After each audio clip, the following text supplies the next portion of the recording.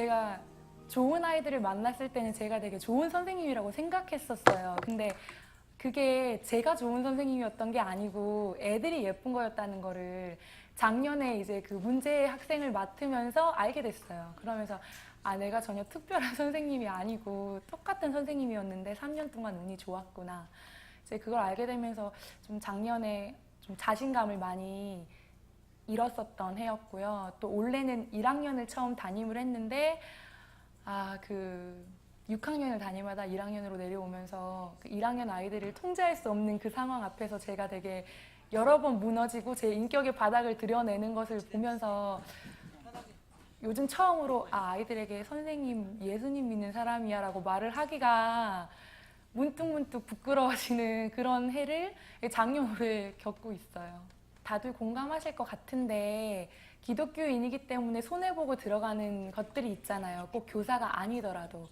근데 학교에서는 특히 또 신규 교사이기 때문에 연차가 어리기 때문에 이제 쉽게 자기 의견을 말할 수 없는 부분이 있는데 이제 거기에 더해져서 이제 제가 디모데 양육을 하는 그냥 기독교사도 아니고 좀 유별난 종교 활동을 하는 교사라는 것을 학교에서 모든 분들이 아시기 때문에 좀 행동에 제약이 많고 실제로 그렇게 생각하시는지 안 하시는지 모르겠지만 스스로 그것에 대해서 이렇게 많이 신경 쓰게 되고 갇히는 제 자신을 보게 되더라고요. 어떤 날은 의기소침해지기도 하고 또 학부모님들 중에 기독교사라는 것 때문에 선입견을 가지시는 분들도 분명히 있으시거든요. 그래서 그런 부분도 좀 어려움이 있고요.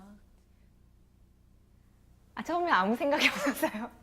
너무 갑작스럽게 학교에 가게 돼서 아이들이나 이제 다른 선생님이나 그리고 교과 그리고 업무를 보면서 정말 정신없이 있었던 것 같아요.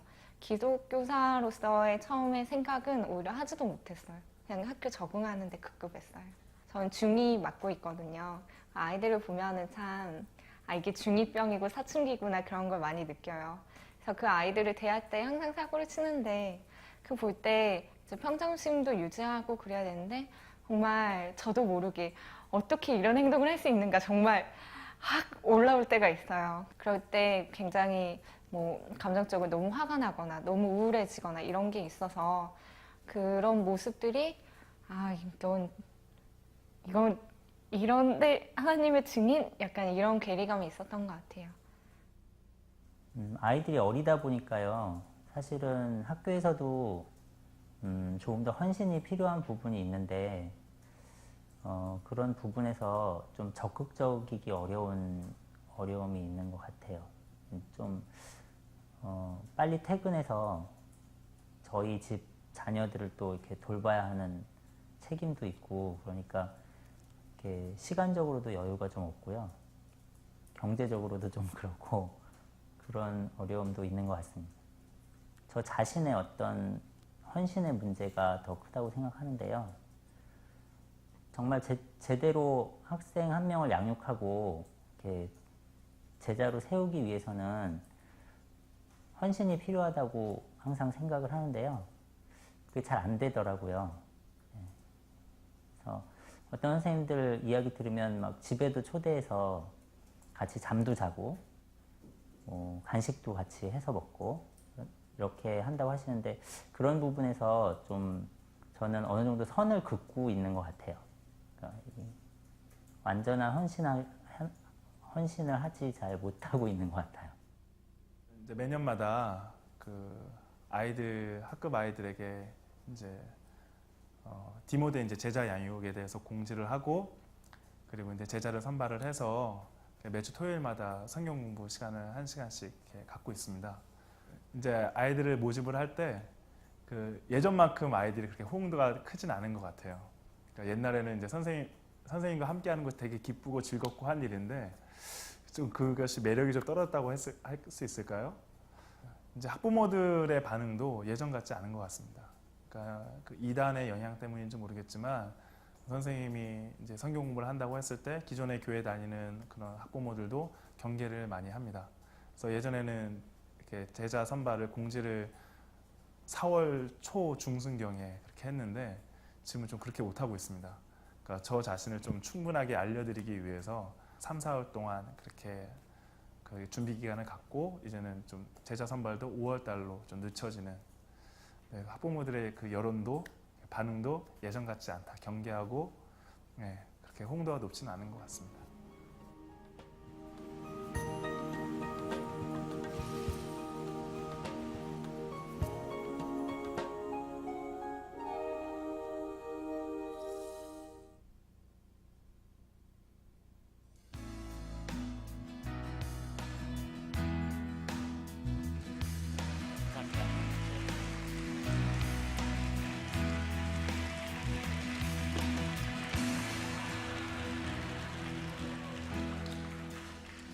아, 죄송합니다. 너무 많이 나와서 어제 개회 첫날 어떻게 보내셨나요? 지금 우리 한국의 기독교는 위기 상황에 있는 게 맞는 것 같습니다. 왜냐하면 개막식 공연 때 사이렌이 울리더라고요. 계엄령이 선포되는 것처럼 비상 상황이다. 그러더니 비보이, 바이블 보이들이 나와서 이 위기 상황을 너무 힘드니까 몸을 비틀은 거예요. 막 몸이 막 경직돼 가지고 막 어떻게 할 수가 없었나 봐요.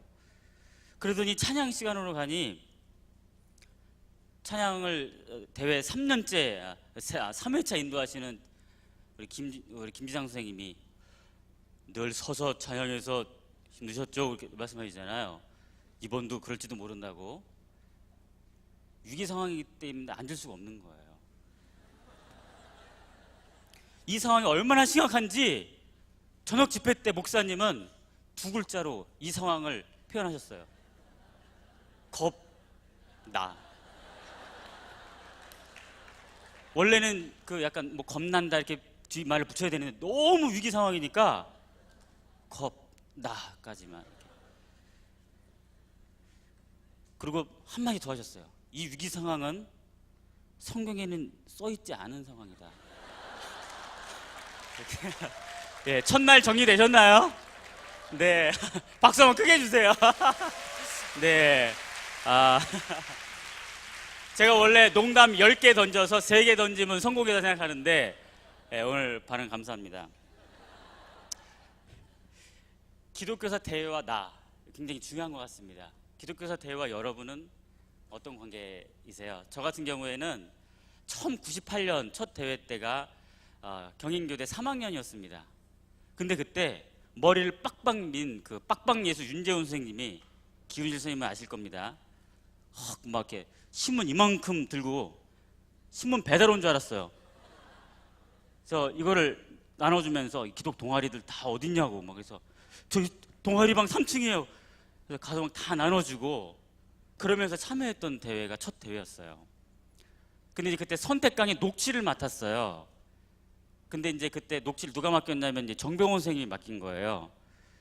그래도 이제 부평역에서 만났는데 그 바바리 코트를 입고, 바바리 맨은 아닌데 바바리 코트를 입고 딱 멋있게 오셔가지고 부탁합니다 이렇게 경상도 사투리로. 그게 대화의 첫 만남이었습니다. 2000년 대회 때는 눈물로 많이 기도했던 것 같아요. 그때가 이제 24살입니다. 왜 눈물이 많은 기도를 했냐면 군대 입대 전이어서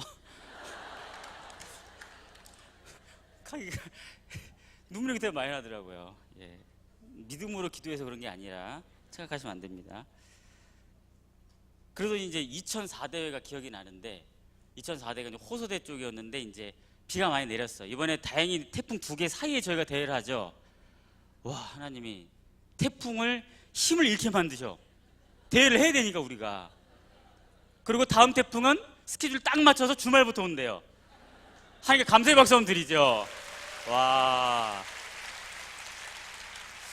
근데 제가 이 얘기를 하는 게 아니라 그때 이제 식당 자원봉사를 했는데, 그 이제 같이 일했던 단체 다른 지역에 있던 자매 3분이 있는데 비가 왔다 갔다 하는데 제가 우산이 있었어요. 여기 우산이 없더라고요. 그래서 우산을 턱 주고 달려갔죠. 왜 이러시죠? 아무 말 안 했는데. 예, 지금 집에서 새 아이와 함께 있는 그 스타트입니다. 지금 대회 그 데스크에 우산 기념품으로 파나요? 예.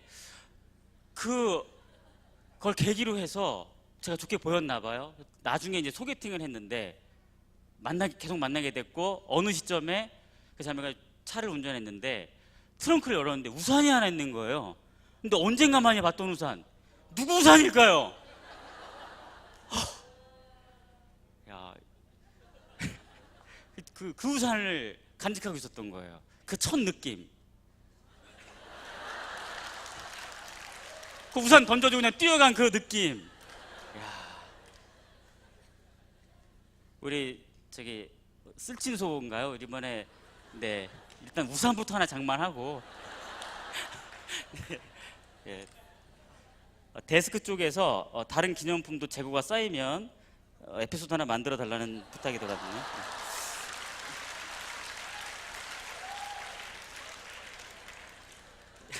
여러분은 이 대회와 여러분 어떤 에피소드와 어떤 은혜 속에서 이렇게 오셨는지 모르겠습니다.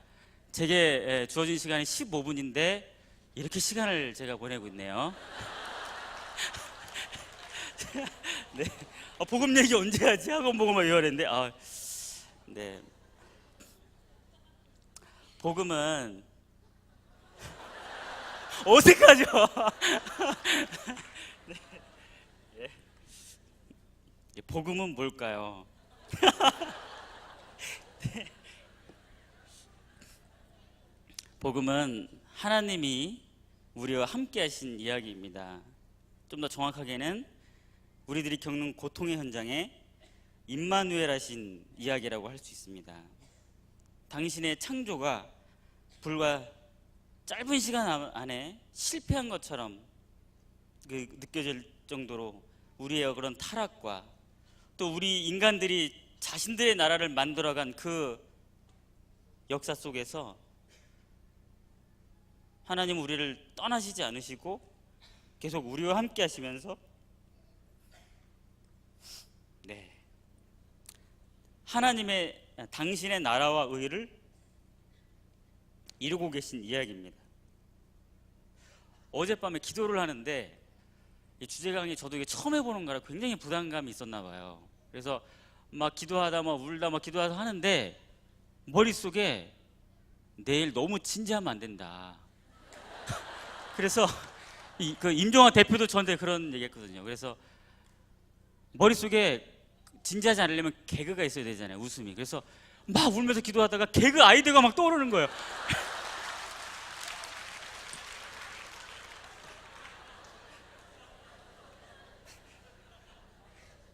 이런 비참한 지경에 준비가 된 이 주제강입니다. 이 하나님이 우리와 함께 하신 임마누엘의 이 복음 이야기는 한 개인의 차원과 사회 문화 큰 차원 두 가지로 볼 때, 개인의 차원에서는 회심과 성화의 이야기로 풀리고 사회 문화 차원에서는 어떤 역사적인 사건과 시대적 흐름 속에서 펼쳐진다고 생각됩니다. 우리가 회심하게 된 이야기가 있죠. 또 우리가 계속해서 성화되어가는 그런 과정들이 있습니다. 우리 이 두 가지 이야기가 얼버무려져 있어요. 마치 복음은 하나님은 우리를 찾아오셔서 쓰나미 같은 일을 만드시는 거죠. 내가 생각지도 못했던 그 엄청난 변화의 물결이 내 영혼을 뒤집어 씌울 때, 인생 중에 몇 번 경험하는 것 같아요. 처음 예수님 믿을 때, 또는 어떤 사건이나 어떤 상황 속에서요. 그러나 그 나머지 과정들은 또 어떻죠? 굉장히 점진적인 과정입니다. 마치 진주 같아요.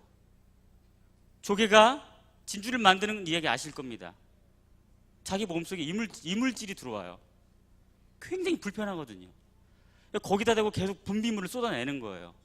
그 분비물을 쏟아내면서 그 분비물을 어떻게 하는 거죠? 그걸 딱딱하게 굳게 만들고 층을 쌓이게 하고 해서 아름다운 진주를 만드는 겁니다. 복음이 그런 게 아닐까요? 여러분, 복음이 굉장히 쉽게 받아들여집니까? 저는 예수님을 믿을수록 복음은 불편하더라고요. 거북하더라고요. 그 복음이 내 안에 들어와서 나를 계속 힘들고 불편하게 만들고, 그렇게 하면서 점점 제가 하나님의 사람으로 순종해가고 변화해가고 인식이 바뀌어가는 과정들, 굉장히 아픈 과정이고 느린 과정이지만 우리에게는 쓰나미와 같은 변화와 이 진주를 만드는 지리한 그 과정이 얼버무려져 있는 것 같습니다. 사회 문화적 차원에서 이 복음의 이야기는 어떻게 펼쳐집니까? 16세기 초에 루터의 종교개혁 이야기를 잠깐 하겠습니다. 우리는 이제 루터가 95개조 반박문을 딱 성당벽에 붙이고 그 사건을 기억하고 있습니다. 근데 이 사건은 사실 알고 보면 르네상스부터 시작한 그 중세 이후로의 엄청난 역사적 전환 속에 있었던 사건입니다. 중세 이후로 그 변화들은 인간의 이성과 인간이 가지고 있는 가능성과 능력에 대해서 돌아보게 되고 나중에 그걸 찬사하게 되는 방식으로 가게 되죠. 그 속에서 루터는 한 개인이었던 겁니다.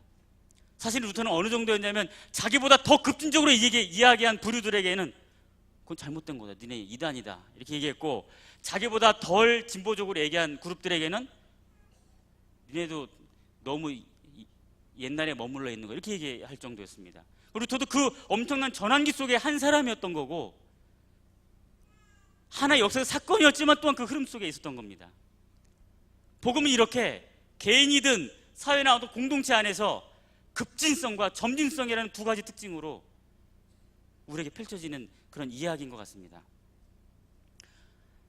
그럼 이 복음의 능력이란 건 무엇일까요? 이 복음이 우리를 찾아와서 우리를 바꾸는 이 능력의 실체는 뭘까요? 여러분이 잘 아시는 고린도후서 5장 17절 말씀, 저도 너무나 즐겨 암송하는 말씀입니다. 누구든지 그리스도 안에 있으면 새로운 피조물이라, 이전 것은 지나갔으니 보라 새 것이 되었도다. 갈라디아서 2장 20절 말씀, 내가 그리스도와 함께 십자가에 못 박혔나니 그런즉 이제는 내가 산 것이 아니요 내 안에 그리스도께서 사신 것이라 쭉 있죠. 복음의 능력이란 엄청난 삶의 변화를 이야기하는 겁니다. 점진적이든 급진적이든 그 공통점은 바로 새로운 삶의 변화의 물결이 일어난다는 겁니다. 복음에 해당하는 이 고대 그리스어 유앙겔리온이라는 단어가 있습니다. 이 단어를 여러 책에서 찾아봤더니 이것은 사실 그 예수님이 이 땅에 계시던 그 시대에 로마 제국 군대가 새로운 땅을 정복하고 로마 도시를 세우고 로마의 은혜로 말미암아 너희들 이 미개한 민족들이 너희들의 그 미개했던 삶 속에서 해방되어 로마 시민으로 살게 되었음을 그 원주민들에게 알려주는 황제의 포고라는 의미였다고 합니다. 이것은 진정한 복된 소식은 아니었겠죠, 지금 우리가 말씀을 비춰볼 때. 그렇지만 복음의 뜻은 새로운 삶의 원리와 원칙을 말해주고 있는 겁니다. 실제로 예수님과 신약의 사도들은 제국 자체를 전복해야 할 대상으로 보기보다는 그 제국이 형성하는 그 가치관과 행동 양식에 저항하는 것으로, 어제 말씀드린 다니엘의 밥상이죠. 그런 저항함으로 복음의 능력이 드러났고, 하늘로부터 보여준 권위와 소명을 따라서 당시 일반적인 삶의 모습을 쫓기보다는 대안적인 삶의 양식으로 복음은 증거되었던 것입니다. 이 복음의 능력, 그것이 우리 기독교사들의 이 개인의 모습 속에서 어떤 식으로 일어나겠습니까? 우리는 복음의 진리로 분별하지 않고 맹목적으로 학교 현장의 체제에 순응하는 사람도 아닌 모습일 겁니다. 또한 무조건 반대를 위한 반대를 하는 그런 모습도 아닐 겁니다. 현장에서 하고 싶은 것만 편의적으로 골라서 하는 그런 삶의 모습도 아닐 것이며, 하기 싫거나 잘못된 것에 대해서 무조건 정죄하고 거부해버리는 그런 삶의 모습도 아닐 겁니다. 주님 앞에서 옳다고 판단되는 일에 나서는 것이고, 진리에 견주어서 고통의 지점을 찾고 작은 개혁에 나서는 삶으로 드러날 것입니다. 우리 기독교사들이 이야기하는 복음의 능력은 제자와 동료, 그들 개인의 차원에서와 교육이라는 영역 차원에서 일어나는 변화를 일컫는 것이며, 그 변화의 원동력은 그들 자신으로부터 나오는 건강한 신념이나 철학 정도의 얘기가 아니라 그들 너머로부터 오는 것이다 라고 얘기할 수 있겠습니다. 이들의 구별된 정체성은 이들의 교육 실천이 일반 교사들의 그런 것들과 비슷하게 보일지라도 사실은 그 방향과 원리가 원래부터 전혀 다른 출처를 갖고 있기 때문입니다. 매우 중요하지만 실행하기에는 무모하게 보이고 안 될 것 같아 보이는 일, 시대적인 흐름을 거스르는 일에 가치를 두고 목소리를 내는 일에 주저하지 않고 작은 단체로서 이 교사 집단의 건강한 논란을 불러일으켜온 우리 좋은교사 운동, 각 단체, 우리 지역 모임, 또 여러 선생님 여기 계신 한 분 한 분들, 우리가 기독교사라는 이런 역할 기대에 대해서 피상적으로 그것을 인식하거나 생각하지 않고 삶과 가르침으로 풀어가려는 그 실천을 부단히 애쓴, 그것이 10여 년의 기독교사 대회와 함께 해온 그런 역사라고 할 수 있을 것입니다. 교총도 아니고 정교조도 아닌데 어떤 작은 교사 집단들이 복음의 능력으로 교육을 어떻게 살릴 수 있냐 라는 생각 속에서 이 시대와 다른 행동과 실천을 감행해온 겁니다. 그렇다면 조금 더 들어가서 이 기독교에서 본인을 변화시키는 이 복음의 능력이 현장에서 구체적으로 어떻게 표출되겠냐, 마지막으로 살펴보겠습니다. 왜냐하면 우리 자신이 변하고 경험한 것이 그대로 우리들은 교육으로 치환된다고 보기 때문입니다. 우리가 겪은 그 과정들은 곧 가르침이 되는 것이고 삶이 되는 것이기 때문에 그렇습니다. 세 가지 모습이 있는데, 첫 번째 모습은 복음이 없는, 복음에 배제된 교육의 모습 속에서 고통하고 아파함으로 복음의 능력은 현장에서 표출됩니다. 진리가 없는 곳의 가장 큰 특징은 고통이라고 생각합니다. 좋은교사 운동사역의 대부분은 고통이라는 키워드로 통합니다. 교사들의 내면이 얼마나 무너져 있는지, 수업 자존감마저도 잃어버린 교사들의 고통에 대해, 건강한 관계나 사회성마저 제대로 체득하지 못한 우리 아이들의 폭력과 일탈에 대해, 비행에 대해서, 공교육이 견지해야 할 공공성보다는 입시와 출세로 귀결된 한국 사회와 교육의 풍토에서 입시의 이 매몰대에서 또 물질 위주의 성공만으로 점철되고 있는 이 진로 교육이 가져오는 이 아이들의 고통에 대해서, 좀 더 나아가서는 인류 사람들이 다 만들어가고 있는 이 사회와 이 지구촌 속에 얼룩진 빈곤의 문제, 기아의 문제, 인권과 환경의 문제, 잠깐의 노력으로는 정말 개선될 것처럼 보이지 않는 이 구조적이고 누적된 이 고통의 문제에 대해서 우리 기독교사들은 하나님 앞에서 가만히 보고 있을 수만 없는 겁니다. 그래서 학교 현장에서 복음의 능력은 고통하고 아파함으로 나오는 것입니다. 가혹하게도 그 아픔은 기독교사의 심정을 뛰게 하는 에너지입니다.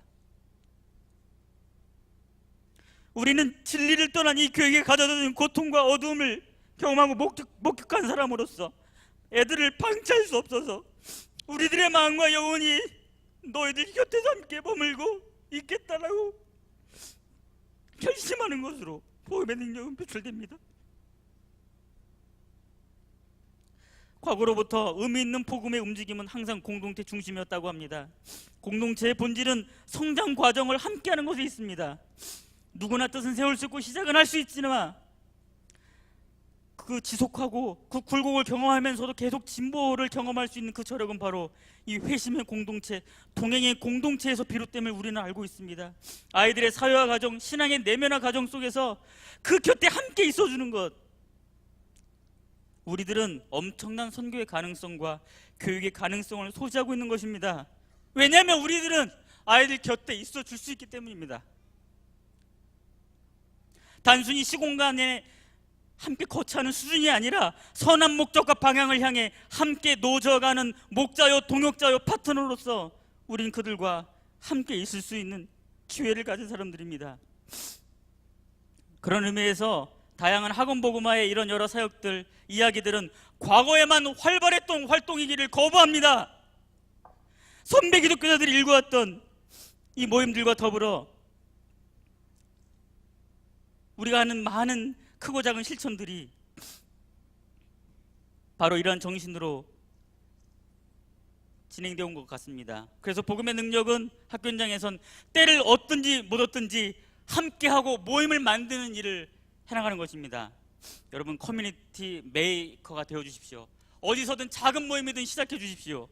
마지막으로 학교 현장에서 이런 복음의 능력이 어떻게 표출되느냐, 그것은 우리들이 자기 부인과 죽음이라는 것으로 점정한다고 생각합니다.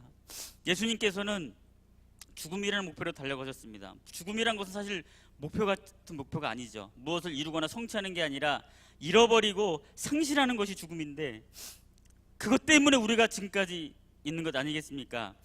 맞습니다. 기독교에서의 삶의 모습에는 자기 부인과 자기 희생이 있는 것입니다. 죽음이 가져다주는 복음의 능력을 알기 때문에 우리를 낮추고 비우고 작은 죽음을 날마다 감당해가는 삶을 살아가는 것입니다. 작은 죽음이 뭘까요? 내가 가진 시간이나 물질 등 유무형의 소유물들을 하나님과 사람들을 위해서 나누고 사용하는 것을 얘기합니다. 또한 우리 삶의 표대나 목적을 나의 욕구 충족이나 배타적인 나의 자아 실현으로 두는 것이 아니라 영혼들의 필요와 어려움, 현실의 아픔에 나의 표대를 걸어두는 겁니다. 죽고 나면 생겨나는 새로운 힘과 열망, 그 정의감으로 우리는 교실에서 살아가는 것입니다. 그래서 복음의 능력이 마지막 세 번째는 누가 할 것이냐라는 문제로 귀결되는 것 같습니다. 묘책을 얘기하는 게 아니라 그 아름답고 올바르고 선한 방향에 대해서 누가 삶을 던져 감당할 것이냐, 그것은 바로 죽음과 귀결됩니다. 그래 우리는 하나님께 이렇게 고백하고 싶습니다. 하나님, 제가 하겠습니다. 능력 주시는 자 안에서 제가 해보겠습니다. 복음의 능력은 복음의 없는 곳에 자리 잡고 있는 다양한 고통을 아파하고 묵묵히 그 곁에 지켜주는 인내의 모습으로, 좀 더 나아가서는 죽음의 모습으로 발휘된다는 것을 지금 살펴보았습니다. 알리스터 맥그레스라는 사람은 기독교 그 위험한 사상의 역사라는 책에서 16세기 초 이 종교개혁 시기에 모든 그리스도인들이 스스로 성경을 해석할 권리를 갖고 있다는 위험한 사상이 벌어졌다고 판단합니다. 그것이 바로 개신교의 혁명의 중심이었다고 이야기합니다. 이전과 비교할 수 없는 창조성과 성장을 가져오긴 했지만 한편 또 새로운 긴장과 논쟁을 불러일으켰다고 합니다. 개신교는 그 자체 속성상 어쩌면 해결이 불가능할지 모를 정도의 그런 위험성을 가지고 있다고 합니다. 그럼에도 불구하고 그 신앙의 정수는 지금까지 내려오고 있다고 보고 있습니다. 그래서 개신교의 역사를 순탄한 방향으로 성장하는 예측 가능한 씨앗이라고 보기보다는 변화하는 환경에 따라 재빨리 적응하는 돌연변이 미생물로 비유하고 있습니다. 우리들은 씨앗이라기보다 돌연변이로 살았으면 좋겠습니다.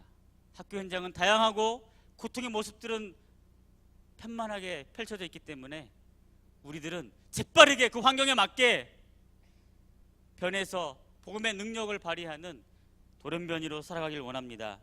좋아하는 수준을 넘어서 어려움이 있더라도 감내하면서 책임감 있게 제자들과 교육 현실에 대해 살아가는 그 모습이 복음의 능력입니다. 복음의 신령한 은사, 이 복음이 우리 자신과 교육을 어떻게 구원케 하는지 그것을 실증하는 삶이 복음의 능력이라고 생각합니다. 마지막으로 짧게 한번 같이 기도했으면 좋겠습니다.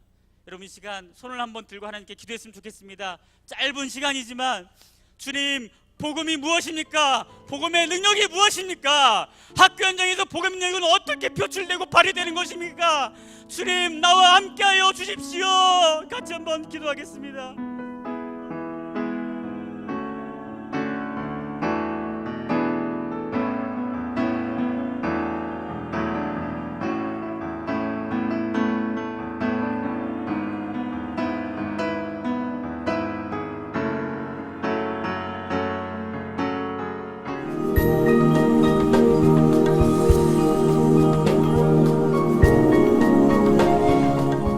디모데에게 아이들 중에 저랑 양육을 시작하기 전에 제대로 하나님을 알거나 교회 생활을 하던 아이들이 단 한 명도 없었어요. 7명을 지금까지 한 명도 탈락 없이 계속해서 5년째 만나는데, 이제 또 그 아이들 중에 가정이 온전하고 부모님께 사랑받는 아이도 아무도 없거든요. 참고 5년을 양육을 하니까 뭐 디모데 캠프를 가서도 그렇고, 또 이제 그 중에 몇 명은 제가 지금 중등부 담임을 하고 있는 교회를 같이 다니고 있거든요. 근데 5년을 기다려 보니까 아이들이 조금씩 변하는 게 그제서야 좀 보이는 것 같고, 어쨌거나 내가 5년 동안 양육한 결과로 하나님 찾고 그 힘든 가정 안에서 탈선하지 않고 교회로 나오고 하는 그런 모습들이 이렇게 위로가 되는 것 같아요. 그래서 이제 작년에 졸업시킨 6학년들이 이제 그 똑같은 행동을 반복하기 시작했어요. 중학교에 갔으니까. 그래서 또 이제 두 번째로 저의 속을 뒤집고 있는 그런 상황인데, 중3 아이들을 보면서 이제 제가 참는 거죠. 아, 얘들도 이 시기를 지나고 나면 언니들처럼 될 것이다. 그리고 이제 모든 멤버들이 양육 멤버들이 그렇게 잘 되진 않지만 또 중간에 그만하겠다고 하는 아이들도 있고 하지만 그 디모데 일기 아이들에 대한 애착이 되게 커서 얘들이 또 나중에 또 복음 전하고 맺게 될 열매들이 또 얼마나 많을까 그런 기대 때문에 힘들어도 또 참고 어떤 날은 감동이 없어도 하고 이제 그렇게 되는 것 같아요. 진짜 딱 하나님의 부르심 때문에 기독교사로서 살아가는 것 같아요. 정말 나중에라도 저는 그런 생각해요. 하나님의 교사가 아니라 또 다른 길을 인도하신다면은 그냥 갈 것 같아요. 지금 하나님이 이곳에 부르셨고 또 부르신 것 같이 또 아이들도 뭔가 사랑이 필요한 아이들도 만나고 그런 학부모님도 만나고 다른 동료교사 분들도 만나는 거 보면서 부르셨구나 하고 느낄 때가 종종 있어요. 저한테는 이 비전을 같이 하는 선생님들의 공동체가 있다는 게 항상 도전이 되고 제가 나아갈 길을 잊지 않게 길을 방향을 잡아주고 하는 큰 버팀목이 되는 것 같습니다. 물론 하나님과 나와의 관계도 중요하지만 함께 할 수 있는 공동체가 믿음의 공동체가 있다라는 게 가장 항상 큰 힘이고 모든 선생님들에게 필요한 부분이 아닌가 그런 생각을 합니다. 참 부끄러운 게 예수님의 모습으로 서고자 하지만 참 섬기는 것이 어렵잖아요.